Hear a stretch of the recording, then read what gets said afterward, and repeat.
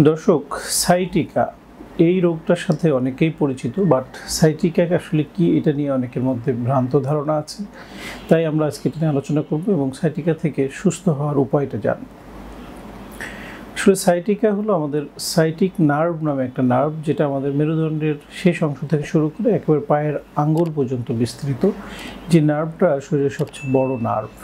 যদি কোনো কারণে এই সাইটিক নার্ভের উপর চাপ লেগে যায় বা চেপে যায়, কম্প্রেশন হয়, সেক্ষেত্রে তখন আমরা এটাকে সাইটিকা বলি। এই কম্প্রেশনটা বিভিন্ন কারণে হতে পারে, যেমন কোমরের যে অংশ থেকে নার্ভটা বের হয়ে গেছে সেখানে প্রত্যেকটা ভার্টিব্রার মাঝখানে একটা জেলি লাইক সাবস্টেন্স আছে, যেটাকে আমরা ইন্টারভার্টিব্রাল ডিস্ক বলি। সেই ডিস্কটা যদি একটু পেছনের দিকে সরে যায়, যে নার্ভের উপর কম্প্রেস করে, সেক্ষেত্রে কম্প্রেশন হতে পারে। অনেক সময় দেখা যায় যে ডিস্ক সঠিক জায়গায় আছে কিন্তু ডিস্ক স্পেসটা রিডিউস হয়ে গেছে, সেক্ষেত্রে এরকম হতে পারে। অনেক সময় আছে যে ভার্টিব্রাগুলার মাঝখান থেকে নার্ভটা বের হয়, সেখানে একটু অস্টিওফাইট তৈরি হয় বা ছোটো পাখির ঠোঁটের মতো হাড় বৃদ্ধি পায়, সেটা যে নার্ভের উপর কম্প্রেস করতে পারে। অথবা যে স্পাইনাল ক্যানেলের মাধ্যমে যে রুটের মাধ্যমে নার্ভটা বের হয়ে আসে, সেই রুটে যদি কোনো স্টেনোসিস ফর্ম করে, সেক্ষেত্রেও এই সাইটিক নার্ভের উপর কম্প্রেশন হতে পারে। সো কী কারণে কম্প্রেশনটা হচ্ছে সেই কারণটা নির্ণয় করা জরুরি। তারপর সেই অনুযায়ী এই কারণটাকে যদি আমরা রিমুভ করে দিতে পারি, তাহলে এই সাইটিকা থেকে দীর্ঘমেয়াদী সুস্থতা লাভ করা যায়। কিন্তু অনেকের কাছেই এক ধরনের ভ্রান্ত ধারণা আছে যে সাইটিকা কখনো ভালো হয় না, এটা যতই চিকিৎসা নিই লাভ হয় না, ওষুধ খেলে স্বাভাবিকভাবে একটু কম থাকে, বন্ধ করলে আবার ব্যথাটা চলে আসে। তবে এই সাইটিকা সমস্যাটা থেকে মুক্তি পেতে হলে আসলে শুধু ওষুধের সমস্যাটার সমাধান হয় না।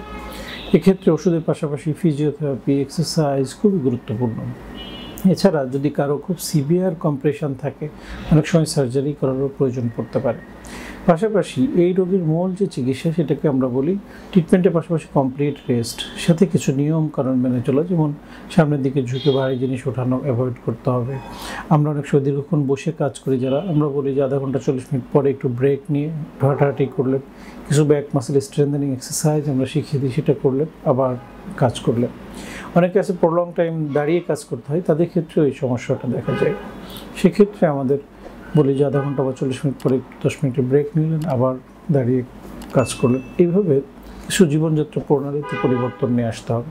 খুব বেশি জার্কিং করতে হয়, ঝাঁকি লাগে, এই ধরনের প্রফেশনে থাকলে ডিউরিং জার্নি লাম্বার কর্সেটটা ইউজ করতে হবে। আমাদের শোয়ার বিছানার ক্ষেত্রে আমরা বলি যে খুব নরম বিছানায় ঘুমাবেন না। এইসব সমস্যা যাদের আছে, বিশেষ করে স্পাইনাল প্রবলেম যাদের আছে, শক্ত বিছানায় আমরা ঘুমাইতে বলি। এখন শক্ত বলতে কতটুকু শক্ত?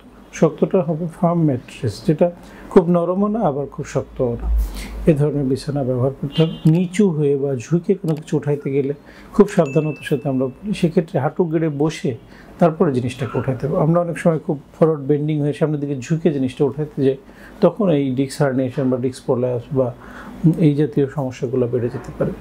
অনেকে আছে হঠাৎ করে জিমে যে ভারী ওজন ওঠাতে চায়, তাদের ক্ষেত্রেও সতর্কতা অবলম্বন করতে হবে।